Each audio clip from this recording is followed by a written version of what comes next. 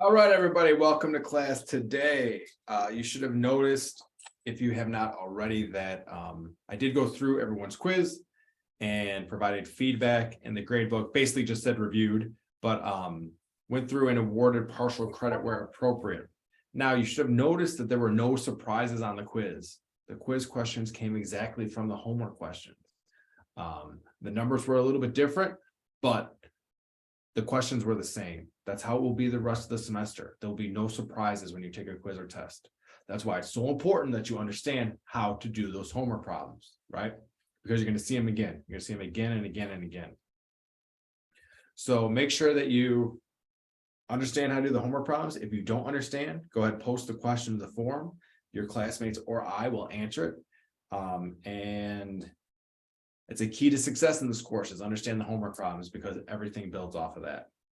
There are a couple of things that I want to go over before we start on the notes for today. And the first one is that quiz. So just looking at some questions that people got incorrect. Overall, people did very, very well on the quiz. But this was a question that some people seem to get incorrect. It says, select all of the following tables which represent y as a function of x. Now, the idea here is each input only goes to one output. That is, the x's do not repeat. So here, all my x's are good. I have a unique x in each spot. -1 goes to 5, 2 goes to 3, 5 goes to 3, 9 goes to 7, 6 goes to 15. So that would be a function. The second one, -4 goes to -2. Looks like all my x's are different again. That is a function. On the third table, -1 goes to 5, that's good. But the problem is here with this 1. If I give you an input of 1, the output could be 2, or it could be 4, because 1 goes to 2 and 4. So this one is not a function. On the next table, 3 causes problems, because 3 could have an output of 2 or an output of 14. Each input can only have one output, or the x's cannot repeat. So that one is also not a function. So make sure you know that going forward, because like I said, this is a problem you could potentially see on the test. If you have any questions on any of these, feel free to pipe up, shout them out. The other question I wanted to go over was, which graphs are one-to-one? So remember, to be a one-to-one function, it has to not only pass the horizontal line test, but also has to pass, or the vertical line test, it also has to pass the horizontal line test. So looking at these first 3, this first one passes the vertical line test, but it does not pass the horizontal line test. So this one is not a one-to-one function.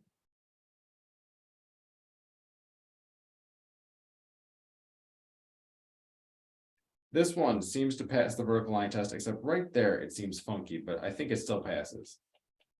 And this one would also pass the horizontal line test. So this one is a function. This one passes the vertical and the horizontal line test, so that is a function.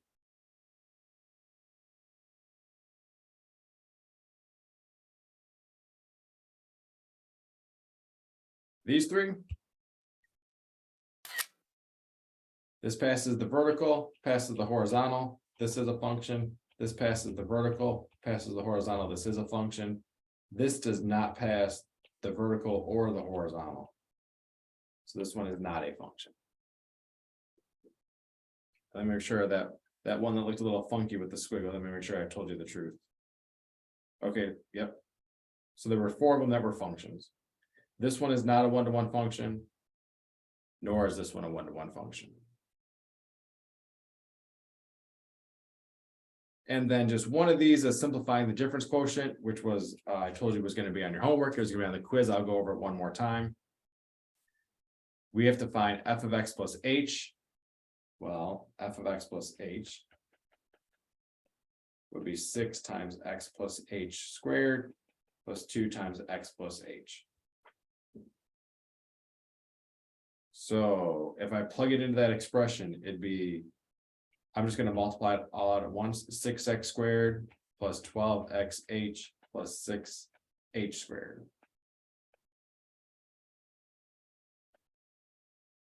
That's what you get if you would simplify that 6 times x plus h squared plus 2 x plus h. And then I need to subtract out f of x. F of x was 6x squared plus 2x. And that's all over h. So then I go through, 6x squareds cancel. 2x's cancel. And you're left with 12xh plus 6h squared plus h over h. Then what you can do is you can factor an h out of each term.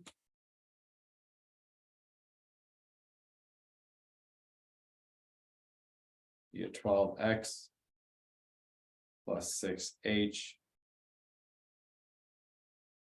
Oh, this should be a 2. Plus 2h. Oops, no, the h is gone. Plus 2. And that's all over h. The h's cancel. So you have 12x plus 6h plus 2. So just another difference quotient problem. If you're still having trouble with this, reach out to me. I'll be more than happy to help you practice those problems. All right. So that takes care of the quiz and questions we had from the quiz. On your last engagement, some of you did not include your piecewise function. You did not upload it on that form. So you got 7 out of 10 for engagement if you didn't upload your piecewise function. Some of you did. I was going through those. I just want to make sure that we are having a clear understanding of how to graph those piecewise functions, because once again, this is the type of problem that you'll see on a quiz, and you're also going to see it on the test. Maybe.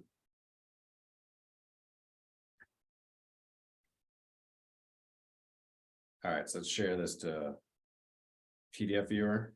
By the way, if there's any questions, like I said before, if there's any questions, just shout your questions out. You can even raise your hand. The problem with the chat box is that I don't see the chat box. It doesn't pop up when I'm in the zone. So please make sure that you shout out should you have a question. All right, so this was the piecewise function that you were asked to graph. So I'm going to start by graphing or putting a real big coordinate plane. I got report over here. So boom, real big coordinate plane. Oops, not there. Do that.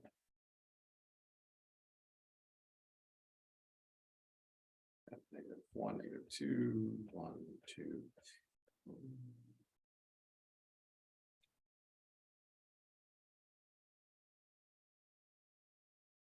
All right.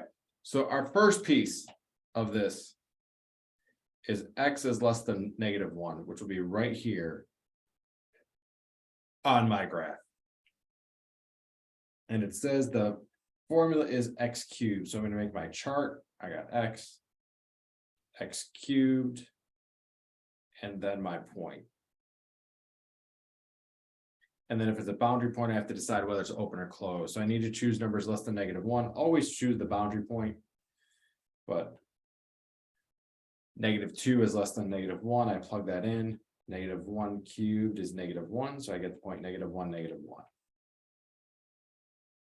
I plug in -2 cubed, I'll get -2, -8. So that boundary point, x is less than -1, tells me that this is going to be an open circle. So at -1, -1, I have an open circle. And then at -2, it goes way down to -8.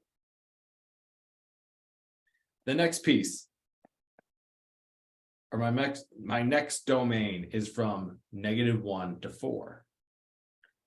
So from -1 to 4, it tells me my output is going to be -2. So I mean, I can do a chart. I don't need to, but I will. We got x, the output is going to be -2 no matter what, and then you have your point. So you choose the boundary points, -1, -4. your output is -2 no matter what. So you have -1, -2, 4, -2.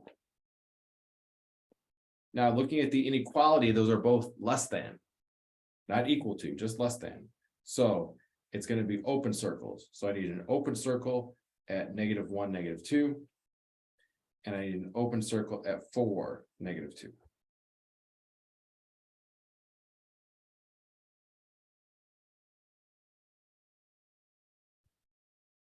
All right, the last piece of the puzzle is x is greater than 4. So it's going to be everything above 4, the last piece of my piecewise function.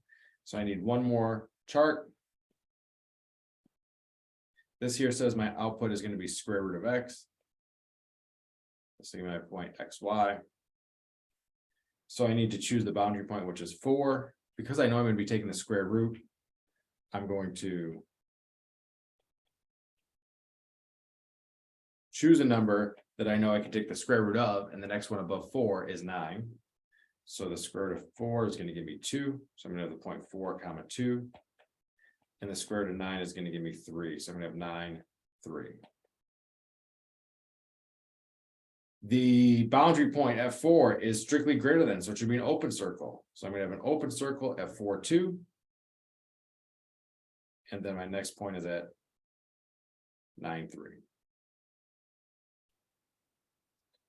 So your piecewise function, if you did it correctly, should look something like that. Some of them did.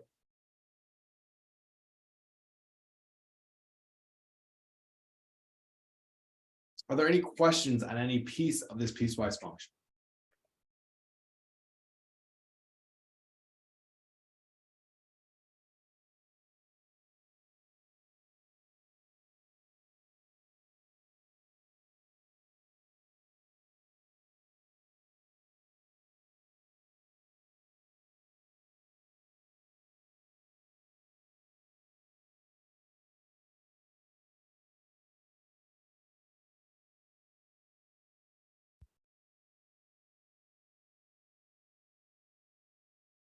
All right, doesn't sound like it. Then let's go over the notes for today.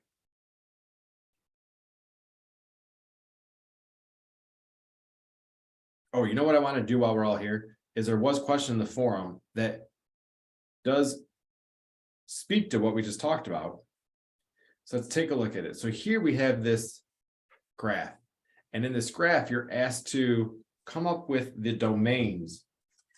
The outputs are given to you. You have to come up with the domains. So here, you know what I should do first is I should see what the answers look like. One of the perks of being the teacher is you get to see what the answers look like. All right, so you do have to put them in interval notation. No problem.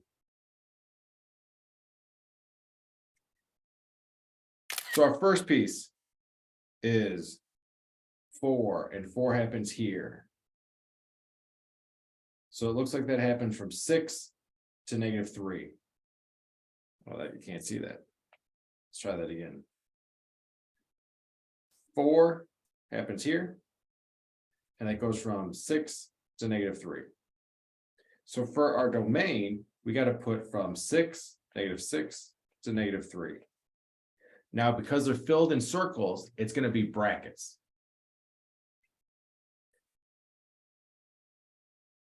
The second part, -5, looks like that goes from -3 up to 1. But I'm not including -3 because it's an open circle at -3. I am including 1 because it's a closed circle at 1. And the last piece of the piecewise function, -4, looks like that happens from 1 to 5. It's an open circle, so I got to put a parenthesis at 1, closed circle at 5, so bracket at 5. Any questions on that? I have a question on a different problem on the 1.2 homework. Did you post it to the forum? Yes. Well, let me take a look.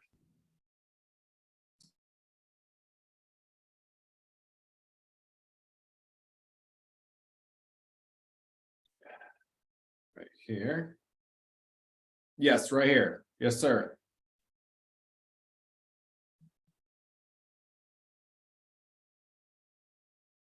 Grant, is this your question? Oh, yes, sorry. No problem. Did you take a look at my response yet? No. Take a look at the response, and then if you have a question afterwards, post it underneath my response, okay? Got it. Thank you. You're welcome.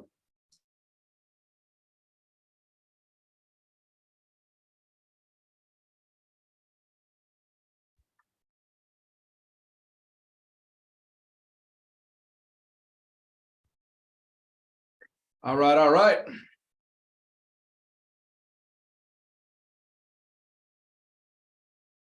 Talking about 1.3 now. Rates of change and their graphs, behavior of graphs. It says gasoline costs have experienced some wild fluctuations over the last decades. Table 1 lists the average cost in dollars of a gallon of gasoline for the years 2005 to 2012. The cost of gasoline can be considered a function of year. That is, for each year, there was just one average for the cost of gasoline. It says, using the table in data 1, find the average rate of change of the price of gasoline between 2009 and 2007. Oh, I'll do this first. So when you see this term, average rate of change, you have found the average rate of change many, many times before. Does anyone know what another term for the average rate of change is?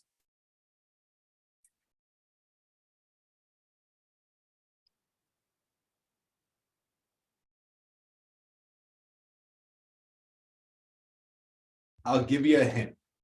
It starts with an S.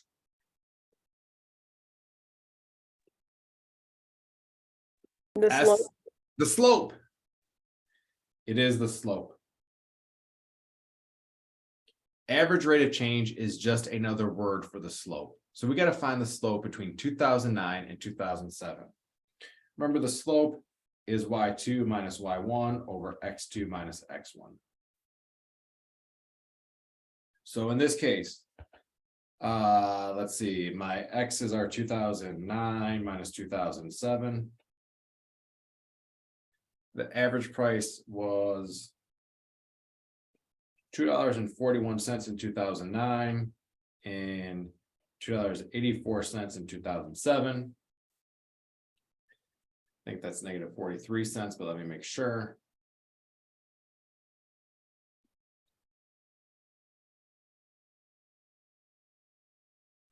It is.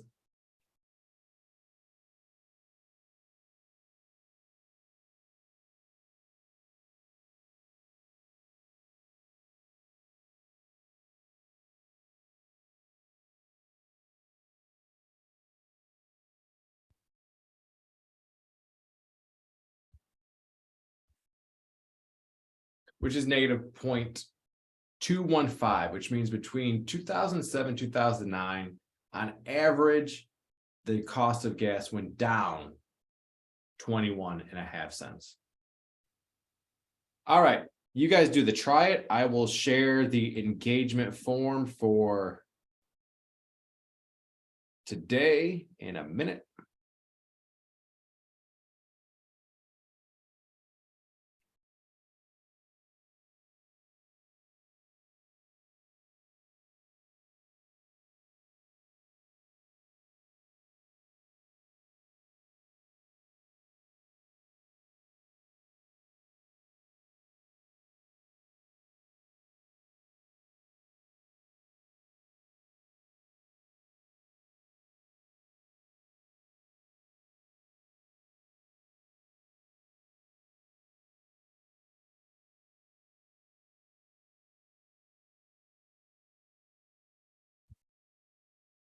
All right, the form is in the chat box. Go ahead and once you complete the try it number 1, put that answer in the form. Go for it.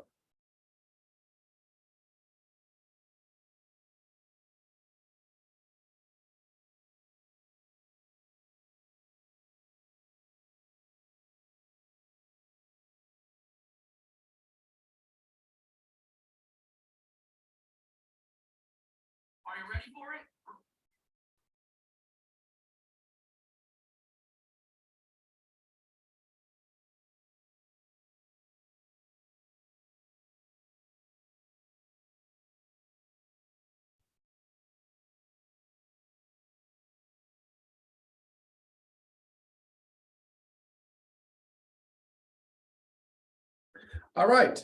So besides finding the rate of change from a table, we can also compute the average rate of change from a graph. It says find the average rate of change on the interval from -1 to 2. So basically, this is your x1, this is your x2. We know that the average rate of change is just the slope. So I have my x2 and my x1 already.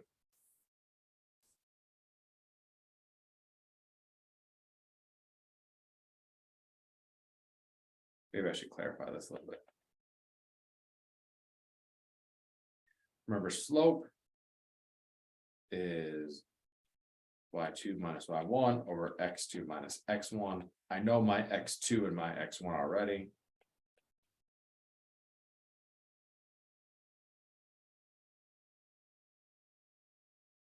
And then all I do is I use my graph to find the y values.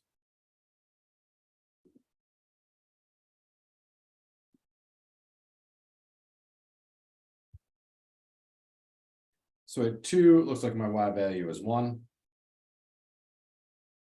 At -1, looks like my y value is 4.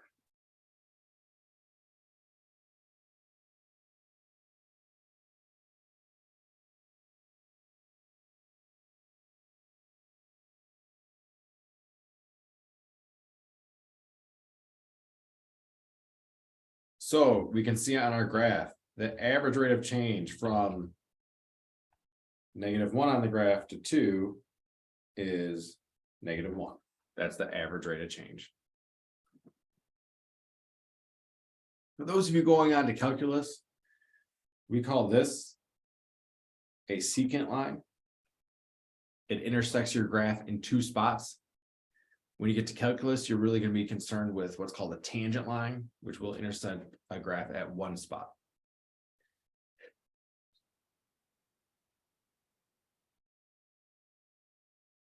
All right. Example 3. After picking up a friend who lives 10 miles away, Anna records her distance from home over time. The values are shown in table 2. Find her average speed over the first 6 hours. So if I want to find her average speed over the first 6 hours, I am going to start at 0 and up to 6 hours. So those are the 2 values on the table I will use to compute her average speed. So remember, it's y2 minus y1 over x2 minus x1. That'd be 292 minus 10. Oh, no, yeah, 292 minus 10 over 6 minus 0.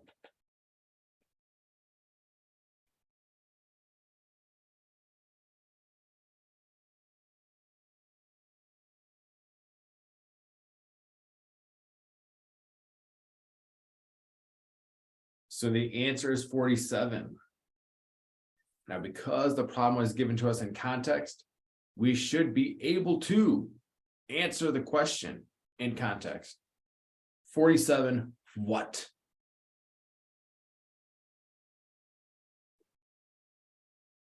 Miles per hour.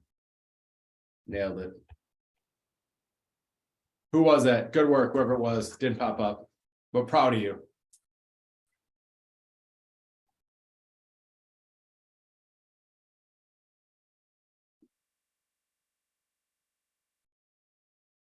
The average speed was 47 miles per hour.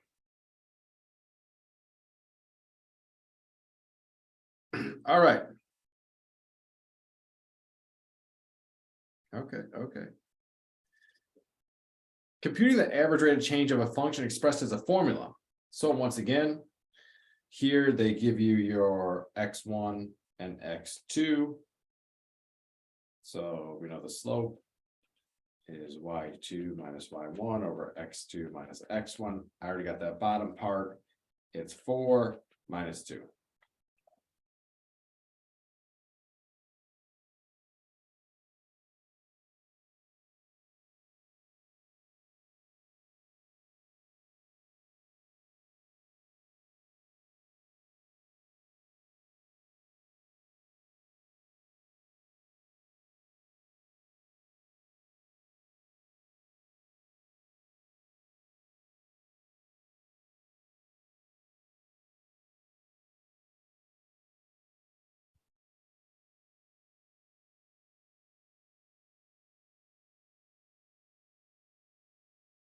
To find out what the y1 and y2 are, you plug those in.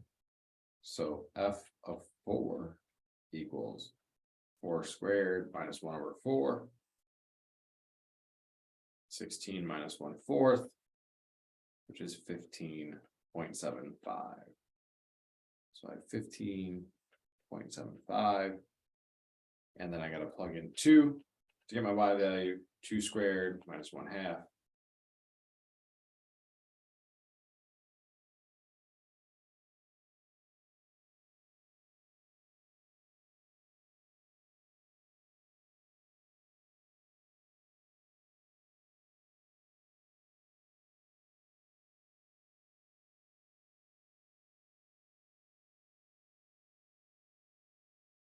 Three 4 minus 1/2, which is 3.5.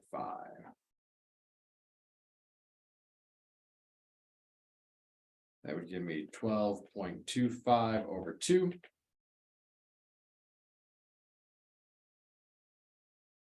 Which would give me 6.125.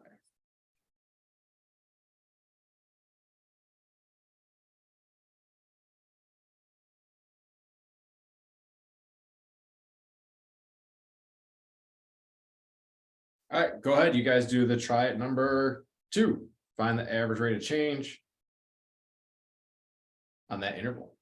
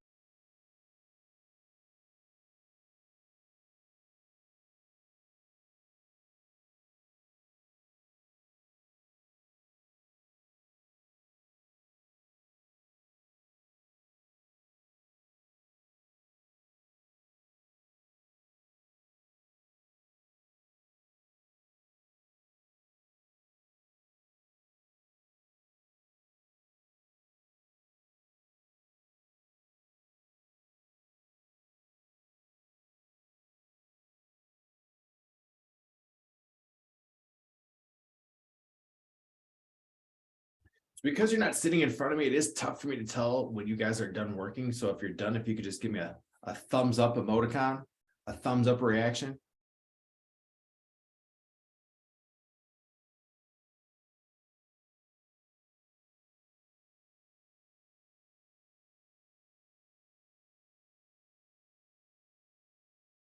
The thumbs go up and then the thumbs go down. Thumbs up, thumbs down. All right. Looks like most of you are done. If you need extra time, remember you can always just finish it after class and then click submit. Okay, so find the average rate of change of a force. Those of you who are physics people. It says that electrostatic force F measured in newtons between two charged particles can be related to the distance between the particles d in centimeters by the formula F of d equals 2 over d squared. Find the average rate of force if the distance of between the particles is increased from 2 centimeters to 6 centimeters. So once again, we have our x1 and our x2.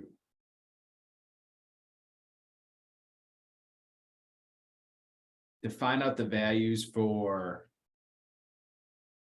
the y's, we just plug that in. So it's going to be 2 over 6 squared minus 2 over 2 squared.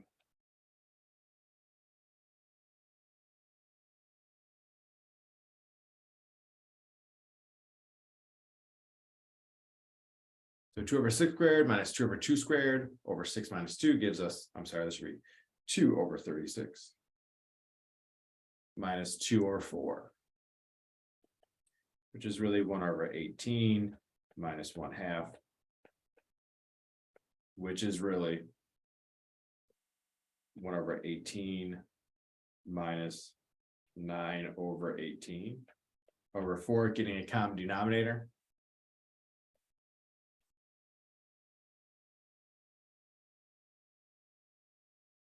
We get negative 8 over 18 over 4.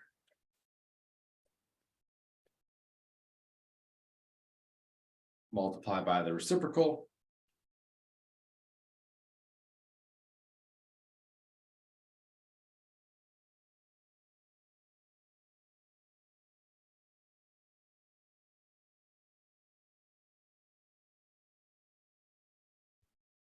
And the average rate of change of force, if the distance is increased, is negative 1 over 7. So the further away two particles get, the less electrostatic force there is between them, which should make sense.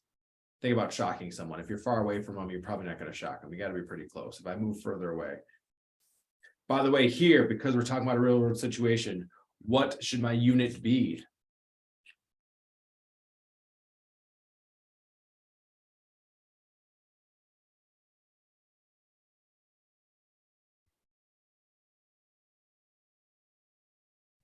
It tells you in the problem. Is it the centimeters? Nope, not centimeters.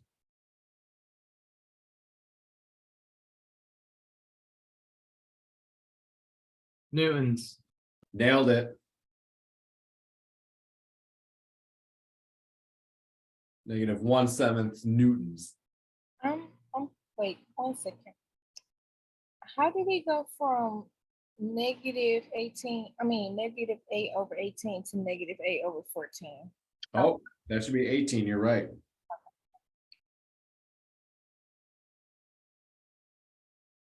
So I meant negative 1 over 9. See how easy that is to fix? Some reason I went from 18 to 14. It should stay 18. That's what I meant to do. Just seeing if you guys are paying attention.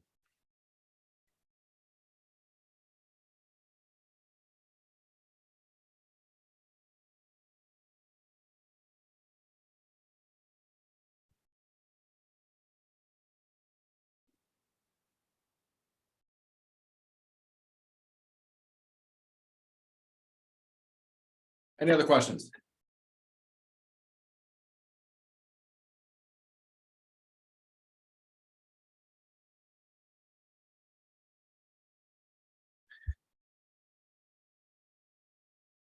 All right.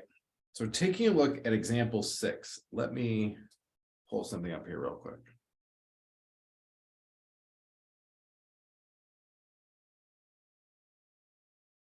All right, we are going to do example 6.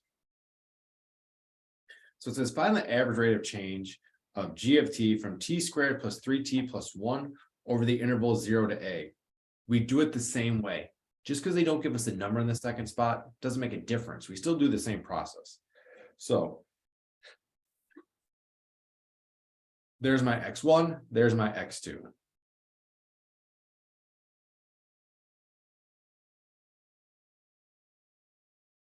I get a minus 0 in the denominator.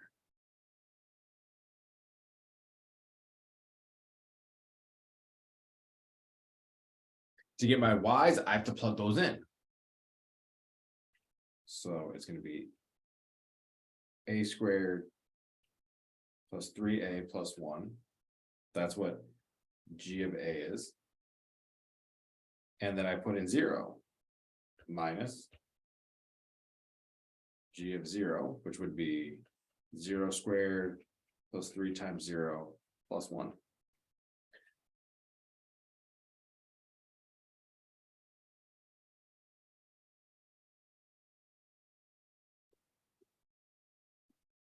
So it's the same process we did above, right?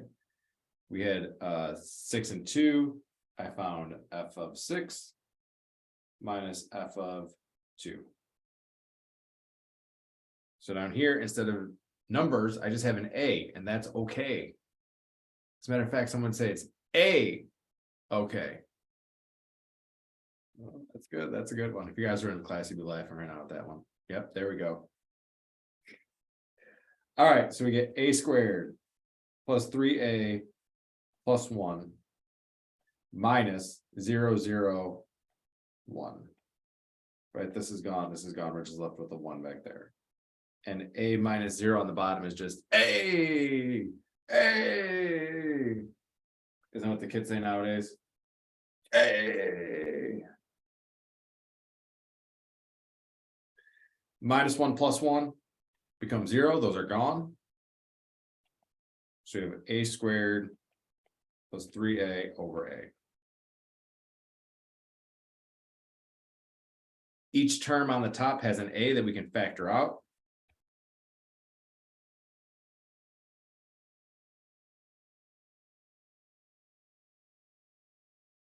And then once I factor, then you can cancel. A over a is the same as 1. So final answer is a plus 3.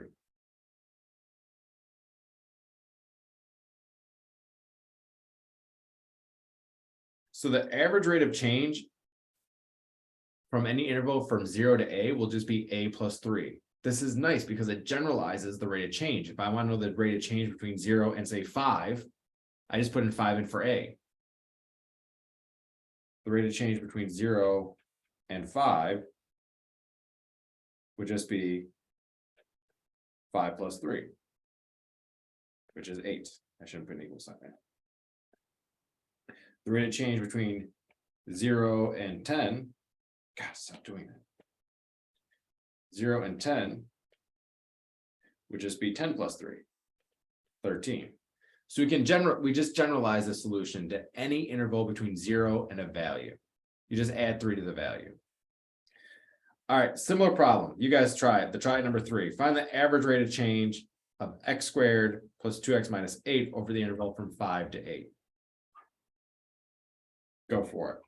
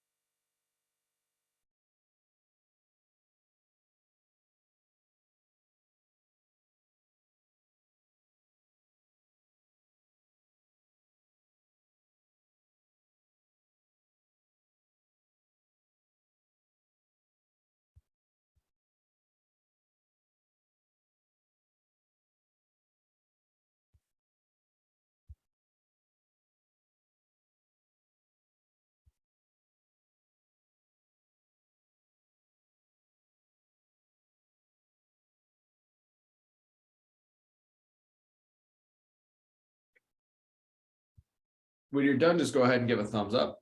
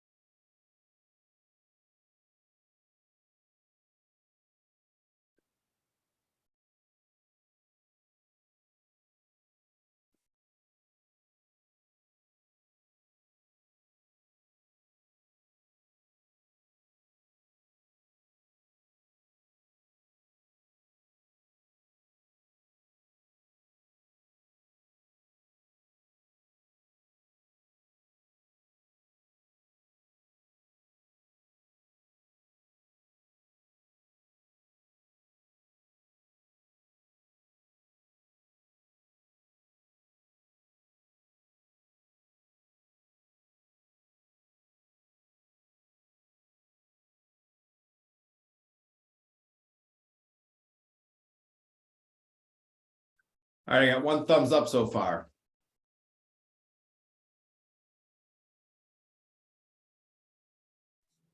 I have a question. I'm doing the homework right now and I got the right answer and I checked every single part and it's right, but the program is still marking me wrong. Because you should be doing your homework right now. I know, but I should be just learning. finished with the try it. What number? Number one. Number one. Yeah, I'm filling it in properly and it's still marking me wrong. Is this Grant? Yeah.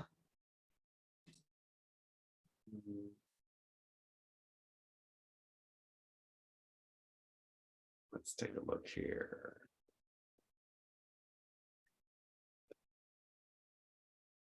You just got to put the final answer. Don't put the equation part in, just put in 5. Okay, I'll try that.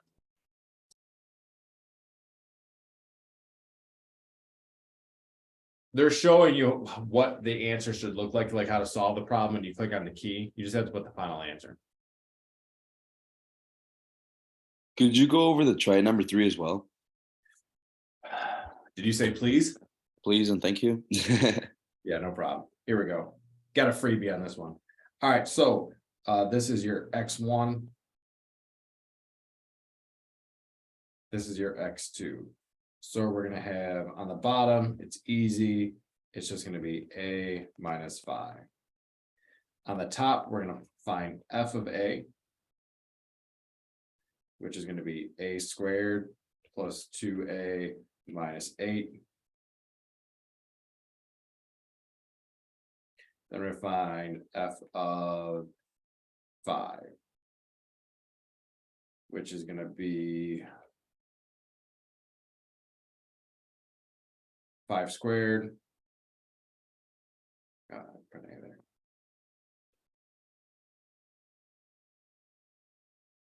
5 squared plus 2 times 5 minus 8. So far, so good.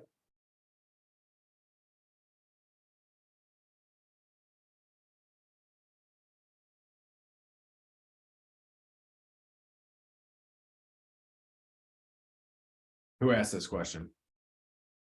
Yeah, my bad. Yeah, it's Alexis. Alexis. So far, so good.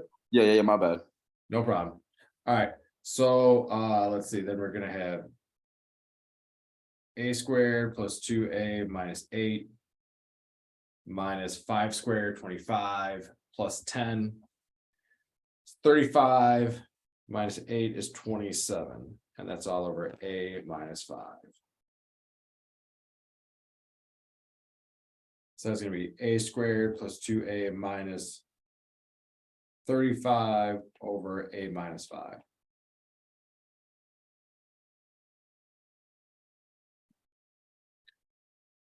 Good so far? Yeah. Okay, so then what we gotta do is we gotta factor the top. The factor the top, we're looking for 2 numbers that multiply to negative 35, but add to 2. And that would be 7 and negative 5. 7 times negative 5 gives me negative 35. 7 plus negative 5 gives me 2. So the top factors into A plus 7 times A minus 5 over A minus 5.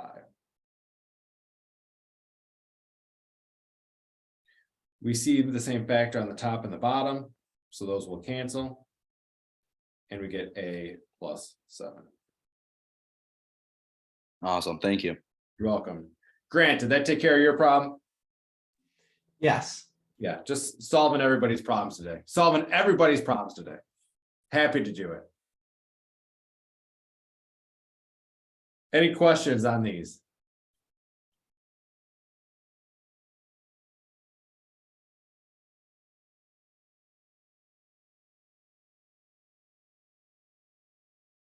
All right. So we're going to talk about something pretty easy next. And this is the idea of increasing and decreasing, where a function's increasing and decreasing. So we can see here that this function from left to right, we always read graphs from left to right, is increasing increasing, increasing, increasing until we get to here. So if it said, what intervals is the function increasing? We would say it's increasing from negative infinity up until -2. And we don't include -2 because at -2, it's actually not increasing nor decreasing. And let me make sure I'm not telling you a lie.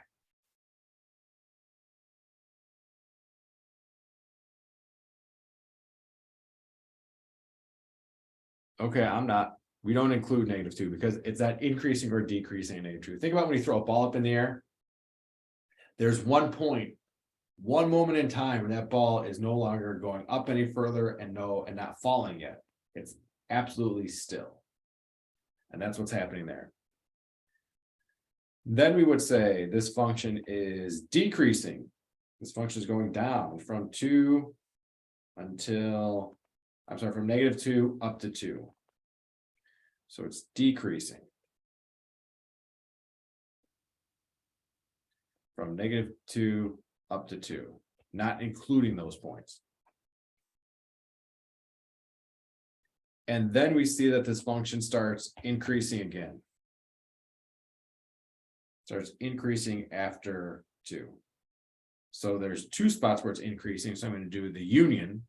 It's increasing from negative infinity to -2, and then also 2 up until infinity. And remember, for intervals, we're talking about what x values. The x values where this function's increasing. The x values where this function is increasing is from negative infinity up to 2. So it's increasing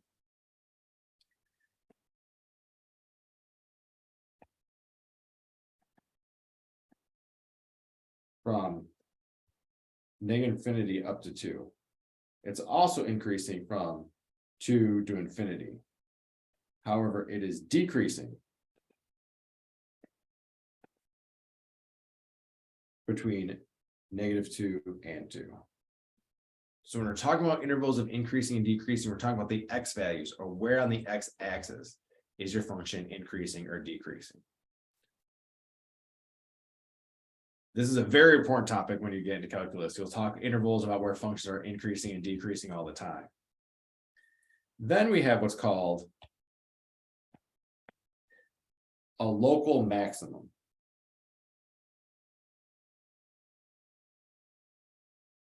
So you'll see your local maximum really is the y value. So the local maximum happens here. That's the highest point. So when we say what the local maximum is, we give the y value of that highest point. So we say we have a local maximum of 16. It occurs at x equals -2. So then we give the spot where it occurs. So this function has a local maximum of 16 because it's the highest value in that area, and it occurs at -2. We also have a local minimum. Our local minimum occurs at y equals -16. Notice it's the y value here. The lowest y value locally on the graph. And then we say where it occurs. So let me ask you this question.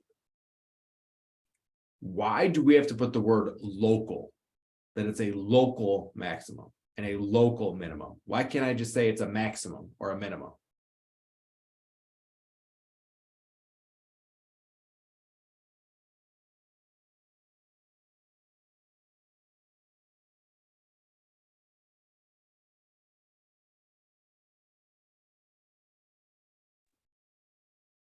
Is it because it goes to infinity? Who said that? Ahmed. Ahmed, you're exactly right. This function continues upwards to infinity forever. Boom, this keeps going up, up, up, up, up. So I can't say it has a maximum because it goes up forever. Locally, what we say, we actually use this term in mathematics. In this local neighborhood, That is the maximum. It's not the absolute maximum because this graph goes up forever. This graph also goes down forever. Because it goes down forever, this is not the absolute minimum. Just in that neighborhood, it's a local maximum. So that's why we use the words local to describe them. A local maximum happens in that neighborhood. A local minimum happens in that neighborhood.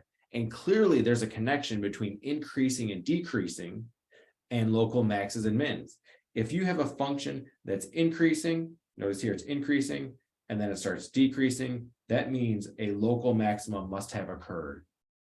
Or a local maximum could have occurred. I shouldn't say must, could have occurred. If you have a function that's decreasing and then starts increasing, that's a clue that a local minimum could have occurred. Okay, so you're going to be given functions and you're going to be asked to identify any functions where it appears to be increasing and decreasing. So I'm going to say that my function is increasing, or let's see, looks like it's decreasing to start with, right? From left to right, my function is going down from negative infinity all the way this way up until about 1. Then from 1 to 3, it looks like it's increasing. Then from 3 to 4, looks like it's decreasing. And from 4 onward, it's increasing.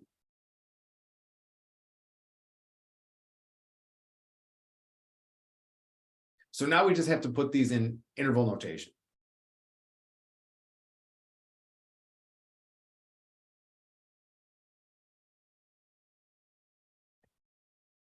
So I can say my function's increasing from 1 to 3. And 4 to infinity. Notice the color coordination here. It's fantastic.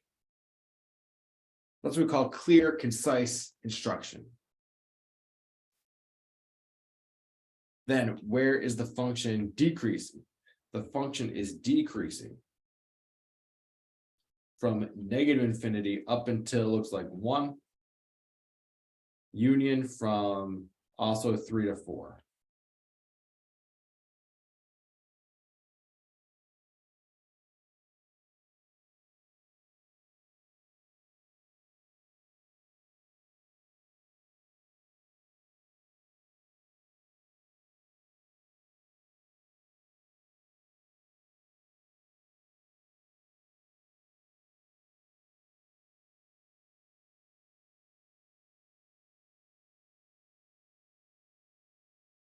We could also say that this function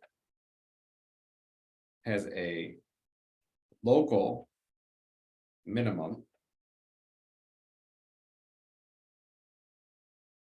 of -1 at x equals 1. We could say this function has a local maximum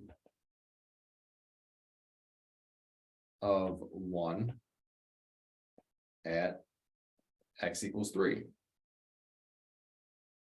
We could also say this function has a local minimum of, let's say 0.5 at x equals 4. So we can describe the intervals of increasing, decreasing. We can also describe where local minimum and maximums occur.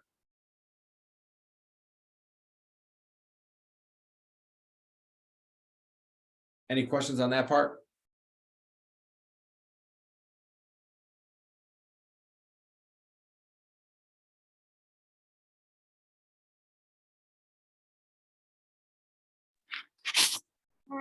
There could be a local minimum or a maximum at any turn in the line.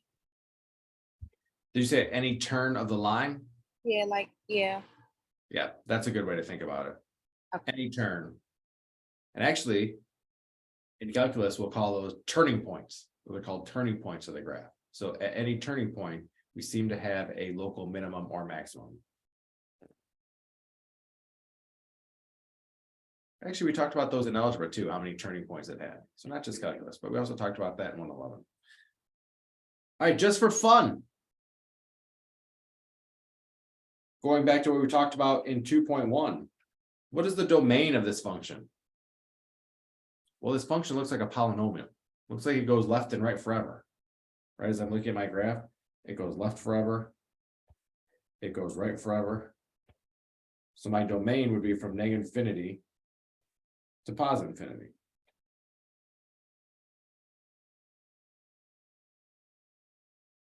The range, which are your y values.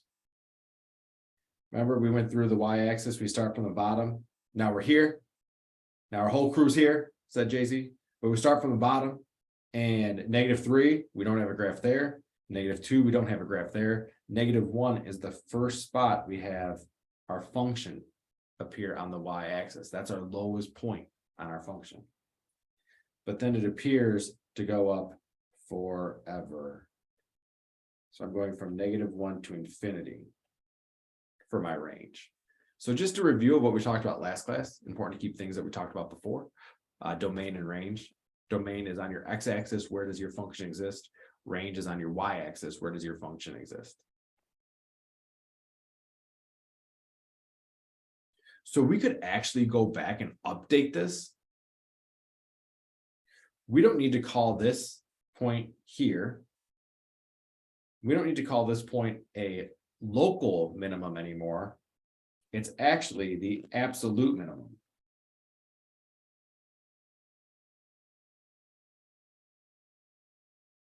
Because that is the absolute lowest y value on our entire function.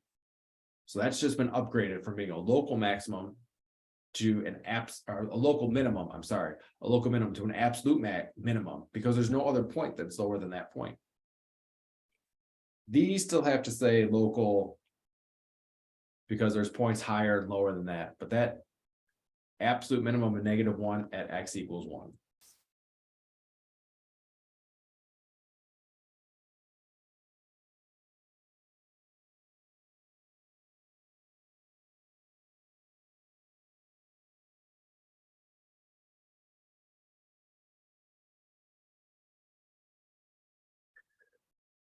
Okay, so in example 6, we're gonna find local extrema from a graph. A local extrema are local mins and maxes, which, by the way, in calculus you don't use a graph, you actually use analytic abilities to find local mins and max. But for us in pre-calculus, we're just going to use a graph. It says graph the function 2 over x plus x over 3. Use the graph to estimate local extreme of the function and determine the intervals on which the function is increasing. Only increasing. Fine, we can do it. 2 over x plus x over 3.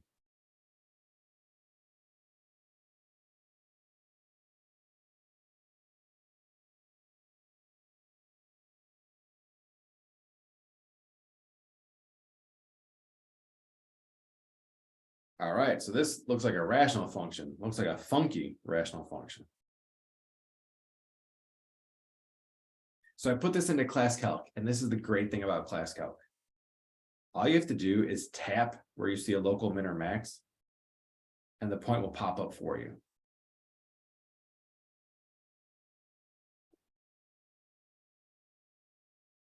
So I'm not going to go back to the other page. I'm going to write it on here. It looks like I have a local maximum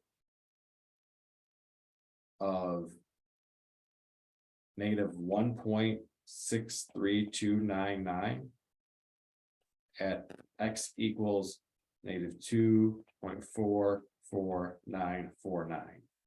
Because in this neighborhood, that is the highest y value.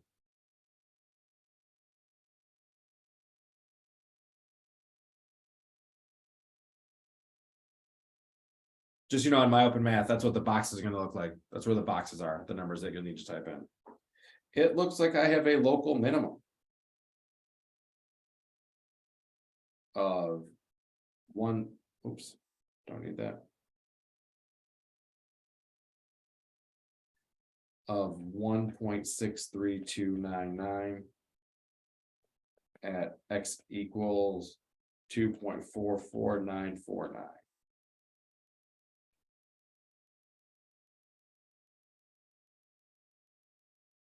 Because in the neighborhood, that is its lowest point.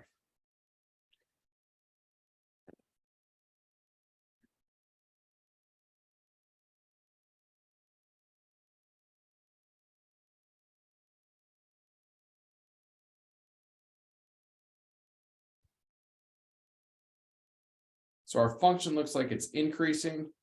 It just asks for intervals where it's increasing.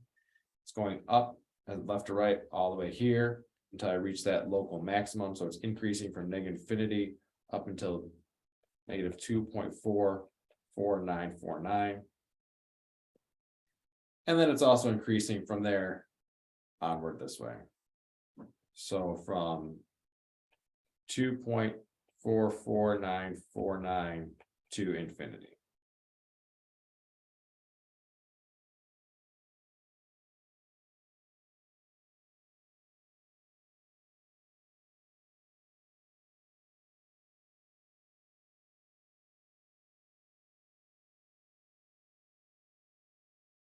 All right.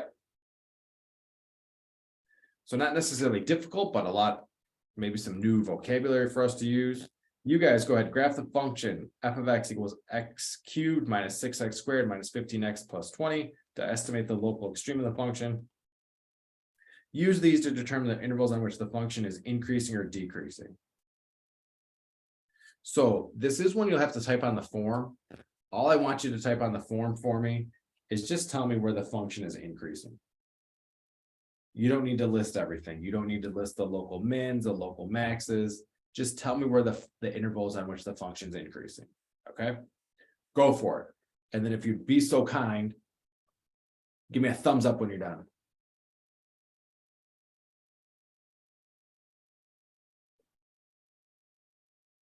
Wait, so for this problem, we should use class calc for this problem?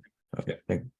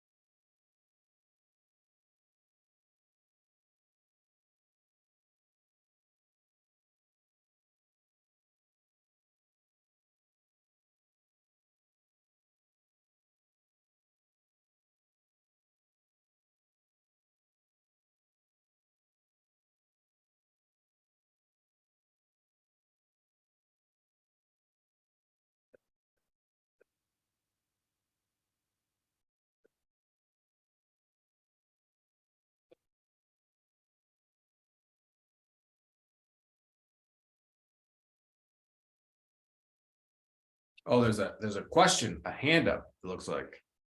No, I just did that because it stays up instead of the thumbs. The thumbs like goes away every like 5 seconds. So I just put the hand up to let you know. Well, hey, appreciate that. Put your hands up in the air, put your hands up in the air. Oh, Oh, yeah, I have a question. So for the class calc, so when I put the equation in, there's like a red triangle that comes up for some reason. then someone must be typed in wrong. X cubed minus 6x squared. So the way I get cubed is I hit just the squared and then backspace.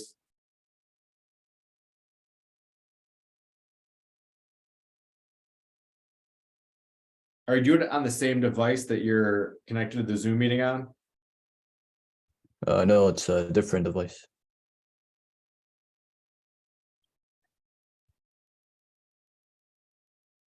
It's minus 15x plus 20. Thank you. So try clearing it out and typing it in again.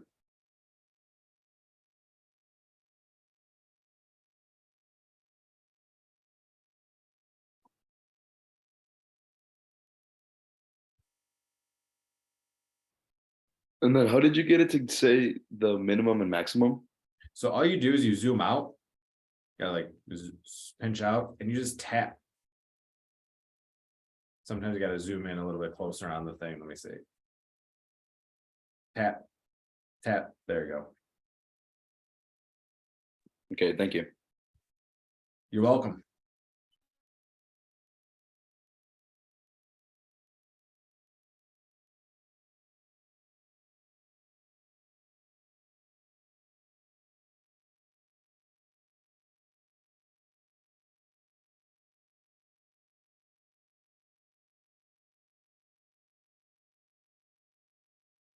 Yeah, it's still the same thing comes up for me for some reason. Are you doing it on your phone? Yep, on my phone. Can you take a screenshot and email it to me? I'll do it right now.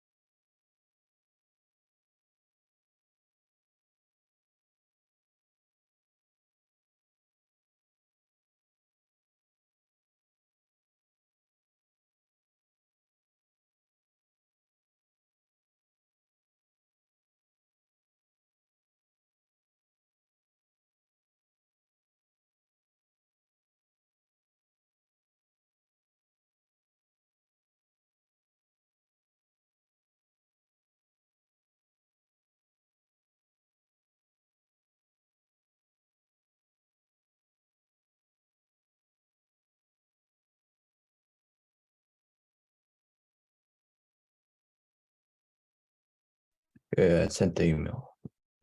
All right, just wait for it to come through here.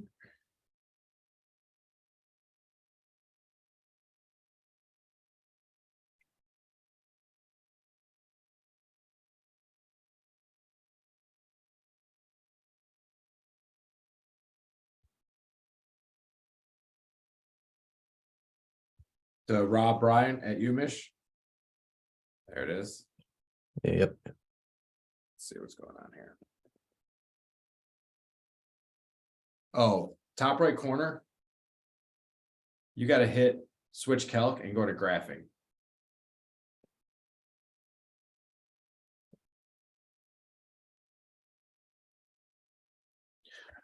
Okay, now it works. Yeah.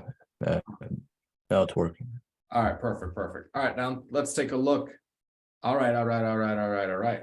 So this example, we're going to find absolute maximum and absolute minimums, or we'll call maxima if there's more than one and minima if there's more than one. So the reason why we can say absolute max and absolute mins is because we have endpoints. This graph does not go on forever. Just to review from before. The domain of this function doesn't ask for it, but the domain of this function, not at -5, not at -3, -4, looks like it starts at -2.5 and it's filled in. So I'm gonna put a bracket there. And then my equation function exists up until 3, but it doesn't exist after 3. As far as the range, the y values, looks like my lowest value is here. So not -20, not -16, not -12. Looks like -10 is the first spot that my function exists on the y-axis. And then looks like it goes up to 16, but doesn't go to anything above 16. So that's just a refresher from 1.2 when we talked about domain and range from a graph. Now we can find absolute maxima and absolute minimums. Minima, I should say, if it's multiple. So here, this is clearly the highest point. And this also matches the highest point. So I can say this has an absolute maxima of 16 at x equals -2.5 and x equals 2.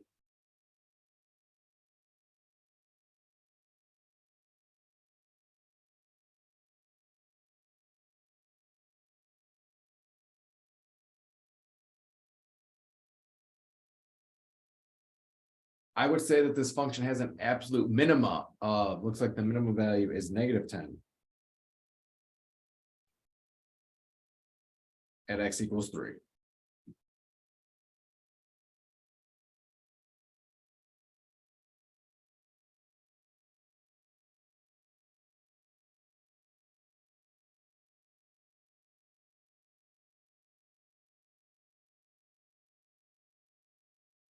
Any questions on absolute maxima or absolute minima?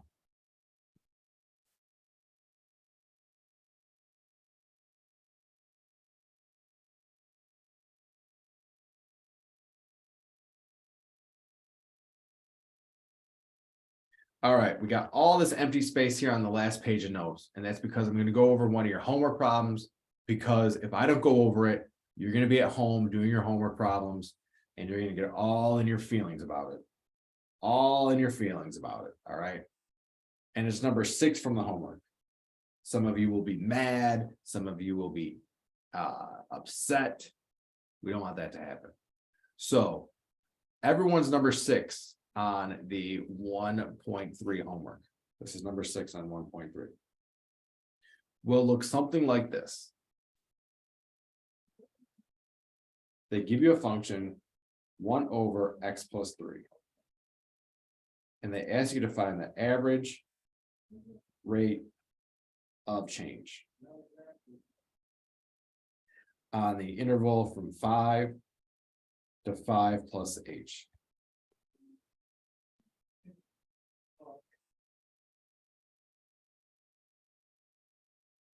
Everyone's problem will be similar, probably not the same, but similar. So we know for average rate of change, it's just the slope. So y2 minus y1 over x2 minus x1. So in this case, this is our x1, this is our x2, boom. We have 5 plus h minus 5.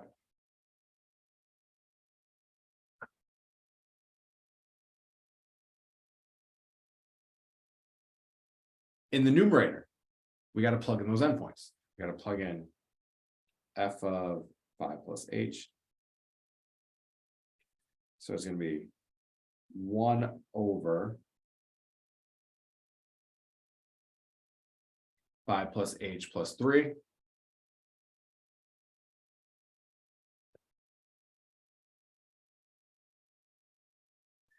Minus f of 5, we got to put 5 in, 1 over 5 plus 3.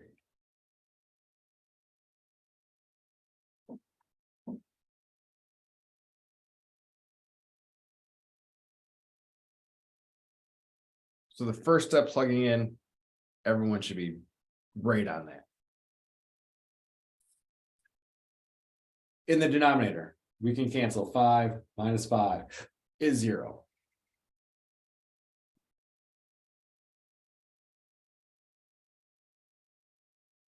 So in our denominator, we just have h.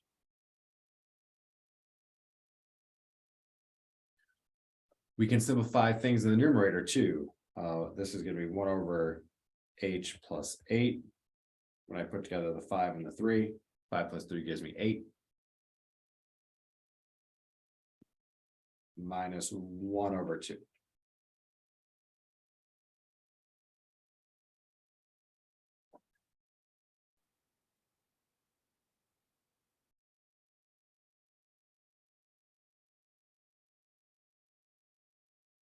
Give me just a quick thumbs up. It could do a thumbs up and then disappear if you're with me up to this point of the problem. There they are. Alexis, first thumbs up. Here they go. Boom, boom, boom. Okay, we're on board. We are on board. Where'd you get the 2 from, out of curiosity? Would it be 8? Yeah, you know, I meant to write 8. Okay.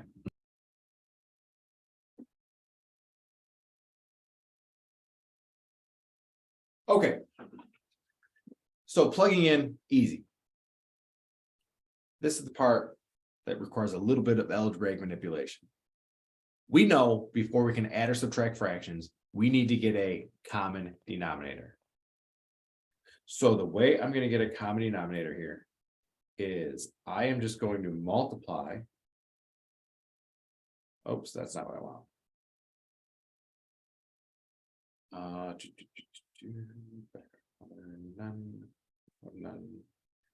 what I want. It's not what I want. Wrong color. Let's do this. Orange. I'm going to multiply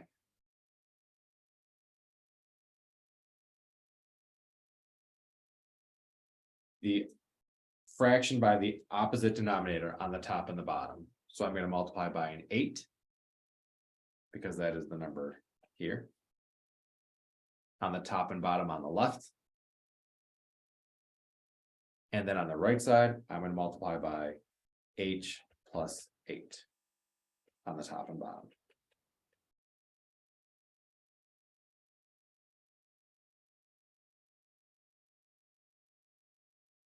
So hopefully you will see here that now we have a common denominator. We have a common denominator of 8 times the quantity h plus 8.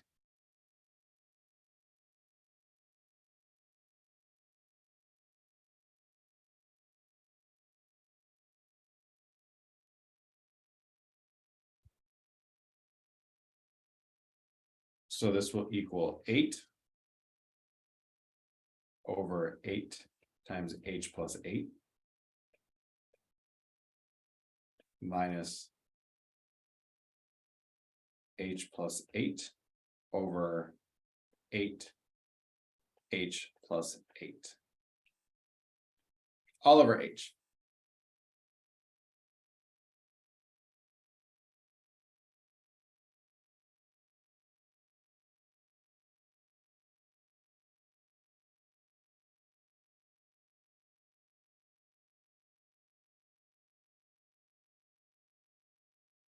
Then, because we have a common denominator on the top, I can combine those two things under one denominator.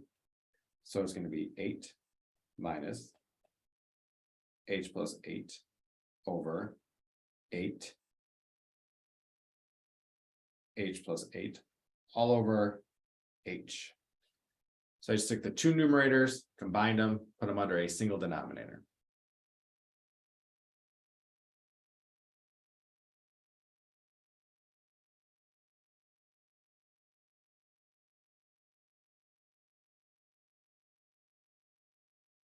Then look what happens. 8 minus 8 cancels. And we're left with a negative h over 8 h plus 8. That is all over h.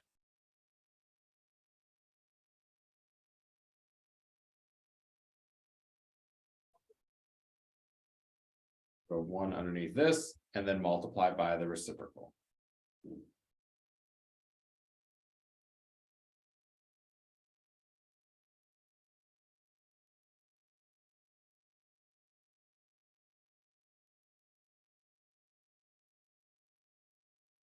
h's cancel, and you're left with a -1 over 8h plus 8.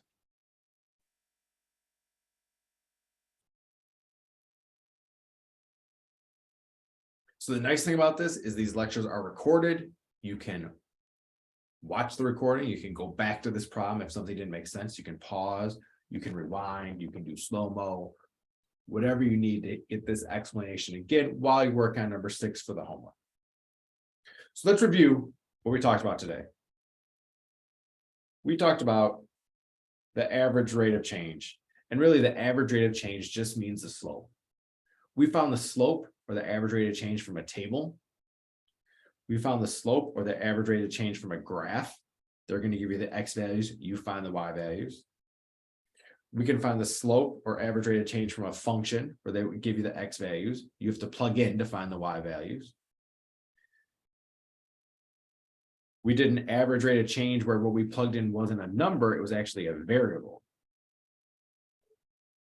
And then we also did an average rate of change where we plugged in wasn't a number, but it was a variable expression. Then we talked about intervals on which a function is increasing and decreasing. The intervals are where on the x-axis. Where on the x-axis is that function increasing? Where is it decreasing? We saw that this could lead to what we call local maximums and local minimums. You give the y value for a local maximum, and then you tell at what x value that local maximum or minimum occurs. We also reviewed domain and range from 1.2. We looked at a graph to find a local min and max, knowing that we can put it in class calc and just tap, and it will give you the value. And then we said if we have endpoints, if our graph doesn't go on forever, we can find what's called the absolute maximum and the absolute minimum. The absolute highest point, largest y value that function reaches, and the absolute lowest point, the smallest y value that function's increasing, that function attains. All right, so that's it for 1.3. You will notice on My Open Math,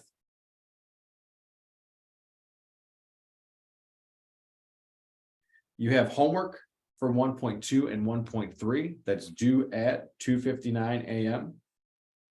You also will have a quiz over these two sections. So you have a quiz over 1.2, 1.3. There might be some questions from 1.1 on there as well. So review that quiz from 1.1 and any questions you got wrong, you might see them again on quiz 1. Make sure you hit submit on your engagement form for today. That's all I have for you. You guys have a great weekend. We'll see you back here on Tuesday where we're going to start. The first thing in classes, we're going to take that quiz. So make sure you're here on time. And then afterwards, we'll talk about the 1.4 and 1.5 notes. All right, everybody. Have a great weekend. We'll see you Tuesday.